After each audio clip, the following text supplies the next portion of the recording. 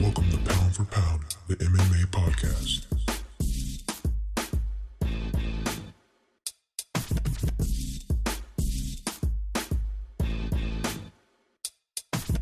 And now, coming to the mic, your host, Jillian Walker.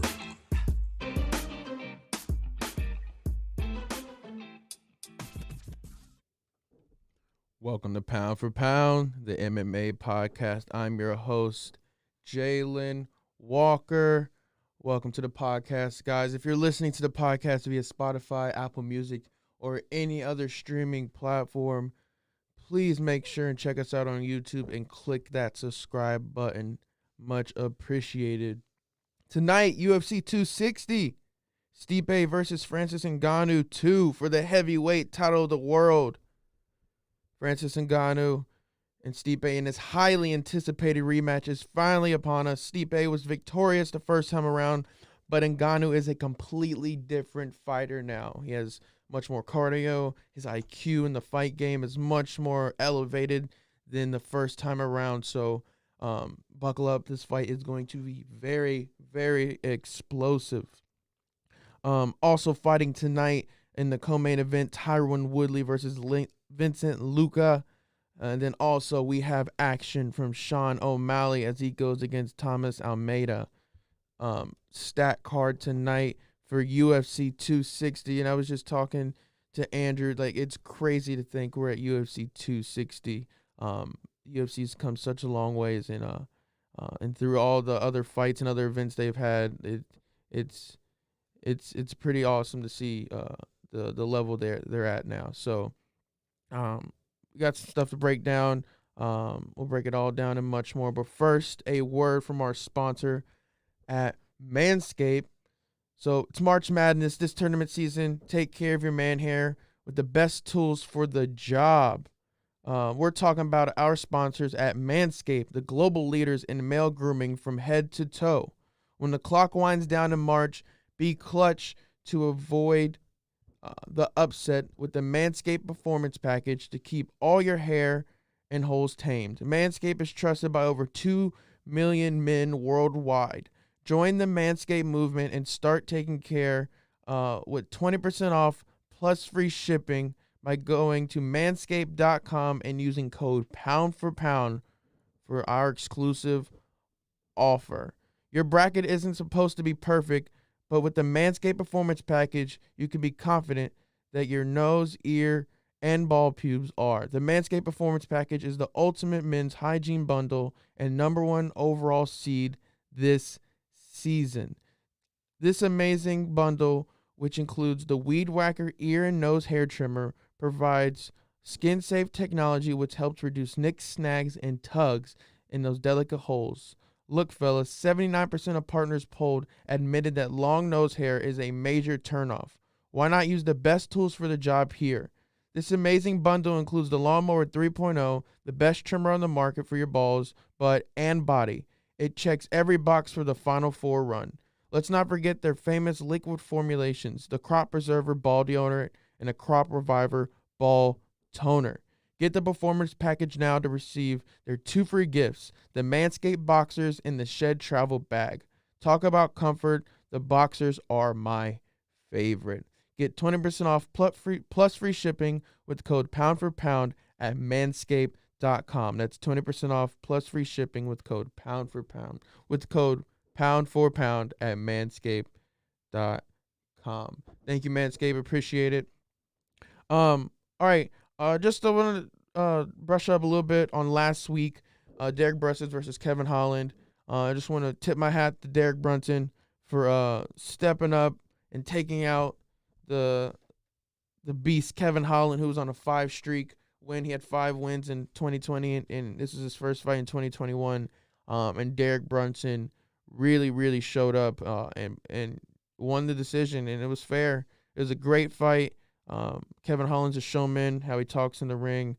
Yeah, it was a great night of fights, but I just wanted to tip my hat off and say Derrick Brunson, because people think of him as a gatekeeper and stuff like that, but he really stepped up and threw down, and it was very impressive to see. He controlled Kevin Holland on the ground very well, had great ground control, and overall looked like a great competitor for the UFC. So congrats, Derrick Brunson, and we'll see more from Kevin Holland. There's no doubt in my mind that kid's a beast.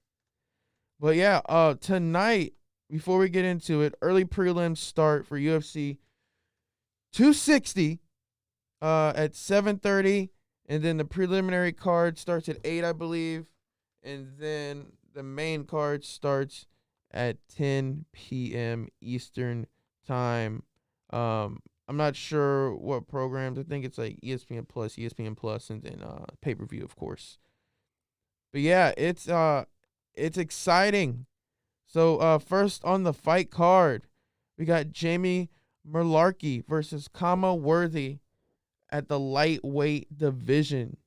Malarkey is 12-4. He currently has a 2-fight losing streak working against him as he looks to break that streak in this fight. His last battle was a unanimous decision loss to Farazim back in October of 2020. He has 8 wins by knockout, 3 by submission, and 1 by decision. He also has 7 first-round finishes with a combination of knockouts and submission. He's a 26-year-old Australian native, and he has some great power behind him. I think he's gonna be a very, very tough match for the Death Star, as Kama Worthy is known. It's still crazy that he's not trademarked for that name. It blows my mind, actually. But speaking of the Death Star, he's 16-7. He's coming off a first-round knockout loss against Ada Azatar back in September of 2020. That loss snapped a previous 7-fight winning streak he had before that. He has 9 wins by knockout, 3 by submission, and 4 by decision. He also has 3 first-round knockout finishes on his resume. He's a 30-year-old fighter out of Pittsburgh, Pennsylvania, and he burst onto the scene as a late replacement at UFC 241 against Devontae Smith. His first-round left hook was a TKO, and it earned him a Performance of the Night bonus, I believe. I'm not sure. It could be a bonus or not. I'm pretty sure it was a bonus. But Worthy went on to choke out Luis Pena, but then he lost to Ottoman Azar last September, and we covered that fight, actually. But looking here at these two fighters, this has potential to go either way, as both fighter could claim a decision if it makes it that far. But it's too close to call, to be honest with you. But if I have to make a decision, I'm just gonna have to go with Kama Worthy, the Death Star. He has some great skill behind him. That fight against Luis Pena was pretty dope, and that choke he got him was awesome, and I'm still a fan of him from that. And his name's the Death Star. Come on, man, that's awesome. So we're gonna take Kama Worthy to win via decision. All right. Next fight. This is the women's flyweight fight. Jillian Robertson versus Miranda Maverick. I like that name, Miranda Maverick. But yeah, so Jillian Robertson, aka the Savage, she's 9-5. She's coming off a unanimous decision loss against Tyler Santos back in December of 2020. That loss snapped her previous 2-fight winning streak. She has 1 win by knockout, 6 by submission, and 2 by decision. She also has 2 first-round finishes coming by submission. She is the 15th ranked UFC fighter in the flyweight division, women's flyweight division. She made her UFC debut back in December of 2017 and started her mixed martial arts career back in 2016.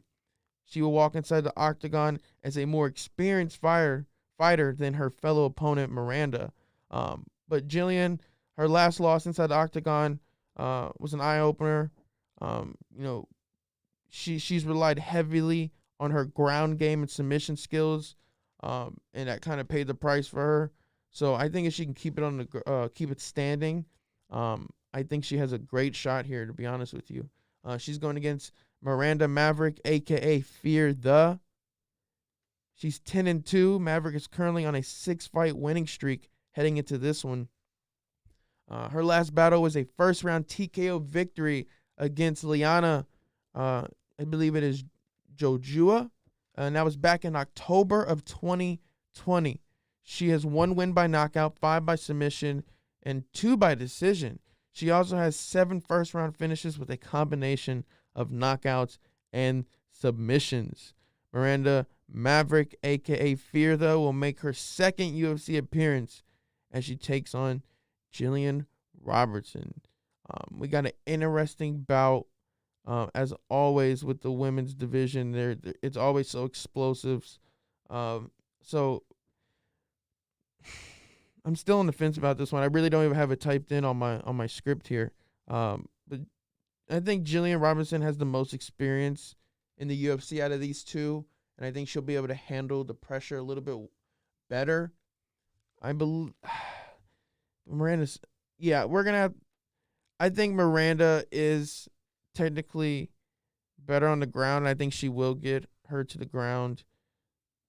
Yeah, I'm gonna pull the gun. I'm gonna take Miranda wins via submission. I think she's gonna be able to pull it off, and it's gonna be pretty entertaining. I think I'm going to go Miranda via submission, and probably like the second round, most likely. And she probably get beat up a little bit in the first round.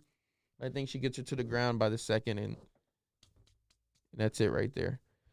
All right, right in the middle of the card. What a fight. Heavy hitter. Here we go. Ladies and gentlemen, Sugar Sean O'Malley makes his return after that defeat. We don't even I don't even remember what it was. The last time Stipe fought, actually. It was Stipe versus Daniel Cormier 2 or 3. But yeah, he lost to Chito Vera. He had that foot injury. He's a little bit more head straight in this fight, as I've seen on Embedded and stuff like that. Very excited for this as he goes against Thomas Almeida. This is the bantamweight fight. Sugar Sean O'Malley, 12-1. He's coming off his first loss, like I said, of his career against Marlo Vera. And it was back in August of 2020 that snapped his previous unbeaten streak of 12-0. Man, he was on a run ever since on Contender Series when Snoop Dogg commentated that fight. It was that rare. It was him and Uriah Hall. And he had that insane walk-off knockout. I don't remember who the guy was because he knocked him out of existence, to be honest with you. He put that dude to sleep. Snoop wasn't expecting it. Uriah, no one in that room was expecting it from this skinny little scrawny kid. And the power was insane. I remember watching that. And he got so fortunate because that video went very, very viral. And since then, his career took off. But he had a little short step in his last fight. He is here for blood. He wants a knockout. And I'm kind of scared for Thomas Almeida, to be honest with you. I don't really think he knows what he's getting into. But if Thomas can finish Sean, that'd be a very big upset. And I think Thomas Almeida will prove a point there. But O'Malley is a beast. He hits like no one else in his division.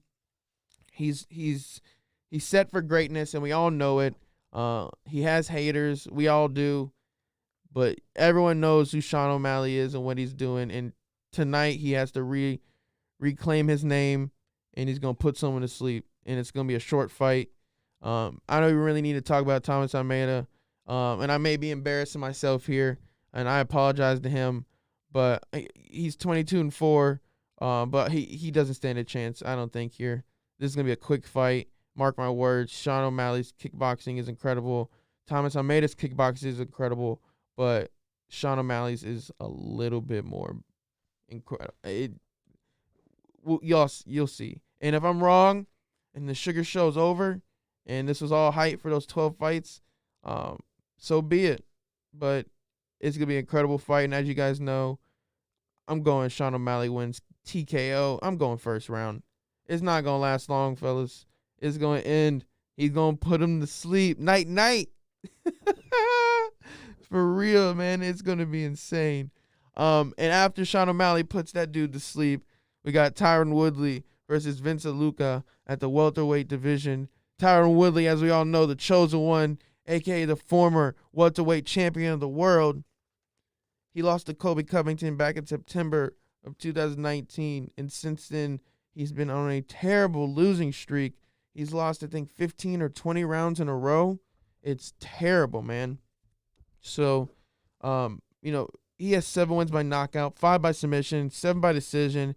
He has 9 first-round finishes with a combination of knockouts and submissions. Woodley is one of the best to ever do it in the cage, and he's had a horrible stump these past fights. Even though he's been fighting the top fighters in the world, he has not looked like the Tyron Woodley that we know ever since he lost to Colby Covington. He recently even came out and talked about it. I'm not going to take someone's article and read it, but you can go and read what he actually said and was talking to that person about after losing the Colby Covington fight, which really messed with him.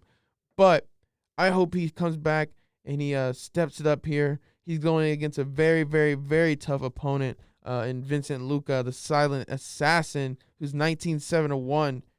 He had success in 2020 with 2 straight victories leading up to this point. His last battle was a second-round knockout against Randy Brown back in August of 2020. His fighting resume shows that he has 11 wins by knockout, 6 by submission, and 2 by decision. He has also 11 first-round finishes with a combined effort of knockouts and submissions. Luca has incredible power with his left hook and right hand. Combine that offensive punching prowess with a sturdy jawline, dangerous ground game, and some ripping kicks. And it's not hard to see why Luca has been so successful at 170 pounds. No matter how well one handles punches, taking excessive Woodley right hands probably isn't a great idea for him. So fortunately, I think Luca is going to be able to dip and dodge, and he's going to be very, very quick on his toes and keeping his head off centered. But it's T. Wood, and he has lost a lot. And we have the chance to possibly see an unearthed T. Wood tonight. I think T. Wood buckles down, gets in here, puts him against the cage, and goes to work. I think he's going to drill him down the first 2 rounds. In that 3rd round, he's going to come out. Hopefully, Vicente Luque is drained, and I think he's going to be able to pull it off. I still got faith in T. Wood. Like, that's a legend right there. That's a Hall of Famer. We all know it, and he's been fighting the best of the best. And I think he doesn't want to lose anymore. But I think if he loses tonight, it might be time to hang up the gloves, big fella. And I think that's what the UFC would do with him. They're not going to part ways with him. He's still a great commentator or analyst when he does the pre-shows and stuff like that. But he has a great future in this sport, even with the win or loss here. I don't think he'll ever get back up to a title contention or a title fight, unfortunately. I think that time is gone. He would have to do some incredible stuff tonight against Vicente Luque. He would have to do an insane 50K knockout bonus, submission, something insane to put his name and his face back in the eyes of Sean Shelby and in the UFC fan base, and they want to see him back in the title fight. But one step at a time. T. Wood tonight. We'll go via TKO. We're gonna go via TKO. I think he's got it in him. I think he's really got it in him. I hope he has it in him. I want to see it, man. And as we all know, the co-main event was supposed to be Alexander Volkanovsky versus Brian Ortega, but Volkanovsky got to the U.S. I believe he failed a COVID test, and that fight is off. Really upset about that. Don't want to get too deep into it. I was really looking forward to Brian Ortega taking the title from Alexander Volkanovsky because he didn't technically beat Max Holloway, as I'll keep saying that. And I was hoping he took that title, and then we could see Max Holloway versus Brian Ortega. But I'll keep dreaming. I'll keep dreaming. One day we'll see him again in the octagon. All right. For your main event, it's one of the most talked about heavyweight fights in a long time. Stipe Mikovich versus Francis Ngannou in the heavyweight division. Like, let me say it one more time. Stipe Mikovich versus Francis Ngannou 2. It is tonight, ladies and gentlemen. Stipe Mikovich is the current heavyweight champion at 20-3.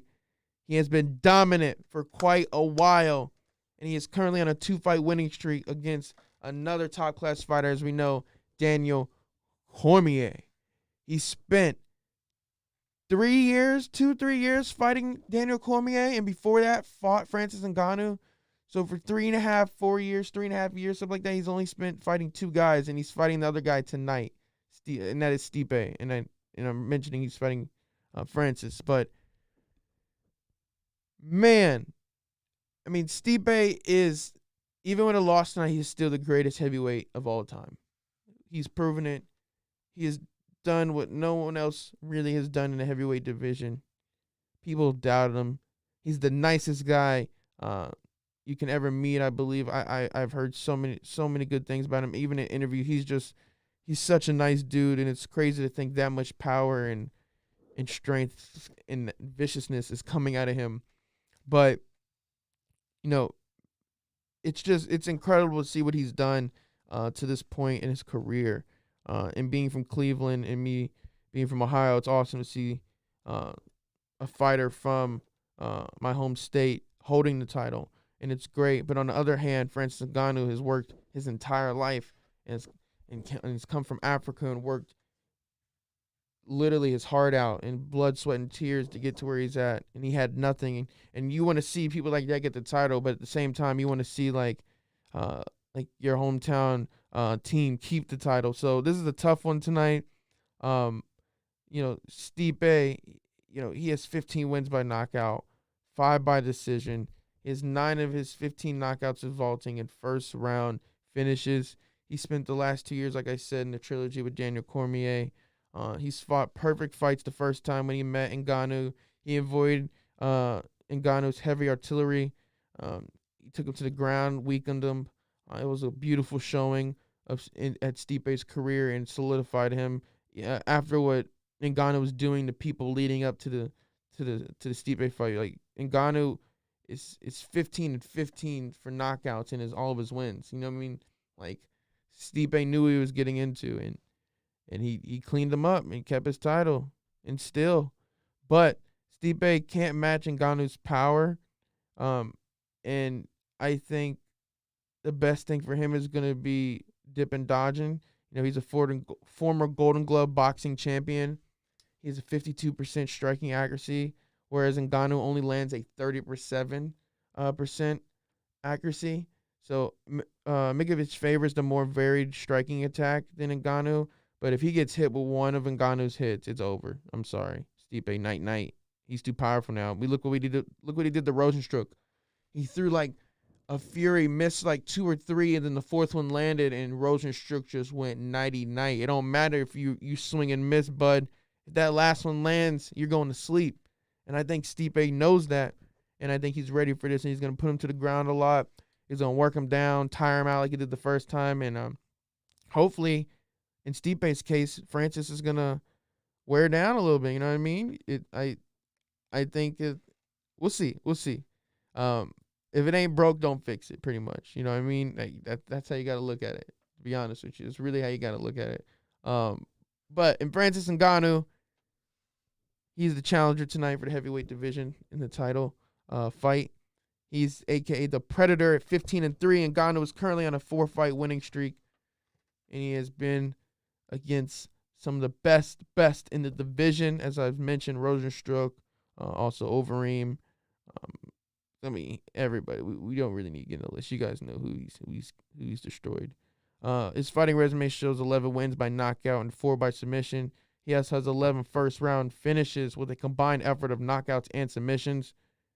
He rebounded from his loss against Mikovich and then Derrick Lewis in the next fight with a string of first-round knockouts over top-flight foes in Curtis Blades, Cain Velasquez, Junior Dos Santos, and as we mentioned, Ethan Rosenstruck. All in less than 3 minutes combined. Let me repeat that for you guys. Curtis Blades, Cain Velasquez, Junior Dos Santos, and Jairzinho Rosenstruck. He beat all them with a combined time of less than 3 minutes. That's almost less than half a round in the UFC. Like, Francis Ngannou is dangerous. He is absurdly powerful, and it's crazy. He's actually favored in this fight tonight on DraftKings at -130. He's widely considered the scariest fighter in mixed martial arts, and I truly believe it, and he is. He is absolutely terrifying in the ring. But will he be able to hold up with 25 minutes with someone that has already picked his lock and broke him down as Stipe has done? I don't think Ngannou will expect the level Stipe is at from watching Embedded and seeing the videos and hearing him talk. He is at a a prime in his career. He looks like he's in great shape at the weigh-ins. It's going to be an incredible fight. It's going to be a similar fight with the last one. And you should see the champ be able to retain his belt by holding Stipe or by holding Francis Ngannou down, working that body, taking his stamina and taking it down. I think he's going to work Ngannou over and over. It might be a little boring the first couple rounds, but if you just wait, it's going to be a firecracker with a long fuse, baby. It's going to blow up. It's going to be hot at the first. And if Ngannou really wants to win this fight, he's going to have to win in the first round. As we know, even with all his cardio, Ngannou's a big dude. He exerts a lot of energy. He's a go big or go home type of fighter. So if he's going to win, it's going to be that first round. But if it goes out of the first round, the percentage of Stipe winning goes up incredibly. And we're going to stick with it. We're going to stick with Stipe Mikovich to retain the UFC heavyweight title via decision tonight against Francis Ngannou at UFC 260. I got faith in you, Stipe. Represent for Ohio. We got this. Let's go.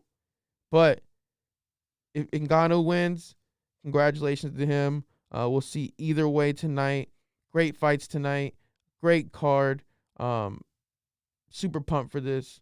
Remember, the main card starts at 10 p.m. Eastern on pay-per-view. Nothing else. That's pretty much it. But like I said, make sure you tune into the fights tonight. We got a big one tonight. Big card, UFC 260. But yeah, I'm your host, Jalen Walker.